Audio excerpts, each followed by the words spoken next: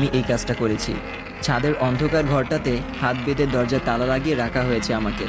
3 দিন ধরে না খেয়ে থাকায় শরীরটা ভেঙে পড়েছে, মাথা ব্যথা আর গ্যাস্ট্রিক তো আছেই। মেঘলার কথা মনে পড়তেই লজ্জা লাগতেছে। মেয়েটা সামান্য একটা ভুলের জন্য এত বড় মিথ্যে বলল আব্বুর কাছে। আমি পাগল হয়ে গেছি প্রায়। ড্রাগ নেই না 3 দিন হলো। আপনারা ভাবছেন আমার আব্বু আম্মু বা কেমন? তারা এরকম ছিলেন না, কিন্তু তারাও বাধ্য হয়েছেন এমন হতে। 2 বছর আগে ইন্টার পরীক্ষায় ফেল করার পর থেকে তারা এমন হয়ে গেছে। অবশ্য ফেল করার কারণ ছিল নুসরাত। বুঝতেই তো পারছেন কেন। সে চলে যাওয়ার পর নিজেকে ধরে রাখতে পারিনি আমি। এতটাই আসক্ত ছিলাম যে তাকে ভুলতে আমার ড্রাগ নেওয়ার প্রয়োজন হলো। তারপর থেকে আব্বু আম্মু কেউ আমাকে আগের মতো ভালোবাসে না। আর মেঘলার সাথে তো কখনোই পড়ে না আমার। কোনো একটা ভুল পেলেই সে আমাকে শাস্তি দিয়েই যাবে। ছোটখাটো থেকে হলেও এবারের শাস্তিটা একটু বেশি হয়ে গেছে। আব্বু যখন আমাকে মারছিল তখনই তার দিকে তাকাইছিলাম। তার মুখে স্পষ্ট হাসি দেখতে পেয়ে আমি আর তাকাইনি। চোখ নামিয়ে নিয়ে মার সহ্য করছি। প্রত্যেকটা আঘাত